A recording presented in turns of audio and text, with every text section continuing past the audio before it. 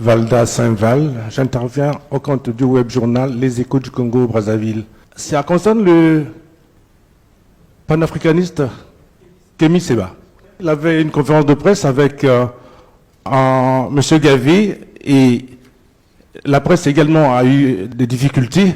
On a dispersé la conférence de presse et M. Kémy Séba a été expulsé manu militari. Est-ce à dire que le Congo est devenu un pays en mal de liberté d'expression?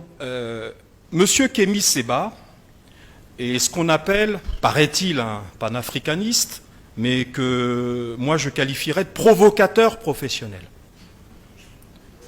Provocateur professionnel. Je crois qu'il faut que vous éclairiez vos lecteurs, non pas sous le prisme congolo-congolais, en essayant toujours de diaboliser le gouvernement qui prendrait, semble-t-il, des mesures attentatoires à la liberté d'expression. Ce même monsieur Kémy Séba avait une double nationalité, française et béninoise. Quand vous êtes national d'un pays et que vous critiquez la politique diplomatique, militaire et sécuritaire de votre pays dont vous avez le passeport, cela montre déjà le type d'individu auquel nous avons affaire, d'abord. Et il a poussé la provocation jusqu'à brûler en public le passeport français. Il a pris son passeport français et il l'a brûlé. Voilà l'individu que vous considérez apparemment comme responsable, dont on parle.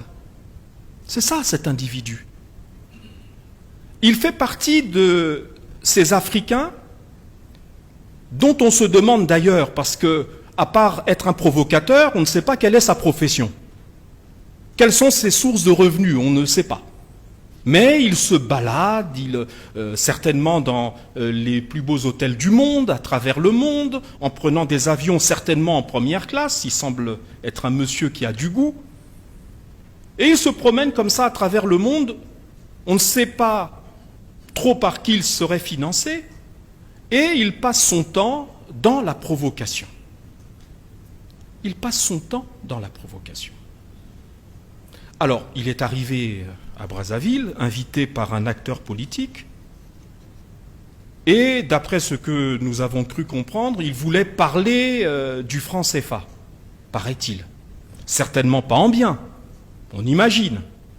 Bon, le gouvernement, les services compétents ont considéré, et je trouve que cela est conforme à l'esprit de responsabilité qui doit animer les gouvernants dans n'importe quel pays.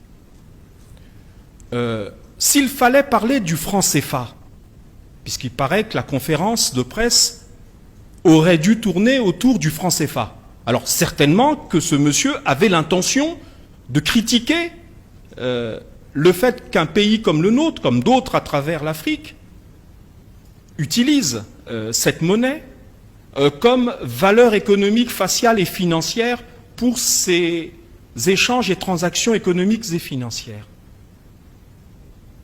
Je dois quand même vous rappeler que dans tous les systèmes juridiques au monde, il y a ce qu'on appelle un délit qui est commun à tous les pays. C'est de critiquer la monnaie qui est en cours et en usage dans le pays dans lequel on critique cette monnaie. Tout simplement parce que la critique de la monnaie, qui est un élément de stabilité, qu'on le veuille ou pas, qu'on ait le franc CFA, le franc congolais ou ce qu'on en voudrait à la place, c'est l'élément de la stabilité économique et financière d'un État. Quand vous critiquez la monnaie, eh bien tout simplement, vous pouvez provoquer des mouvements économiques et financiers qu'on ne maîtriserait pas. Je crois qu'aucun de nos compatriotes, à ce stade, et compte tenu de toutes les difficultés que vous évoquez par ailleurs, n'a envie que notre pays ajoute au reste des difficultés que nous avons, cette difficulté qui consisterait à déprécier ou à rendre la monnaie moins sûre que ce qu'elle n'est aujourd'hui.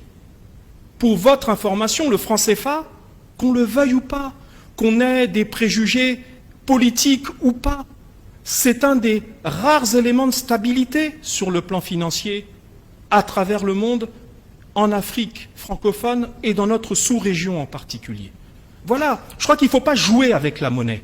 Essayez-vous de vous rendre dans un pays développé, n'importe lequel. Allez à Washington, aux États-Unis, qui est un des pays de la liberté de l'expression, de la communication, de l'information, et critiquez le dollar.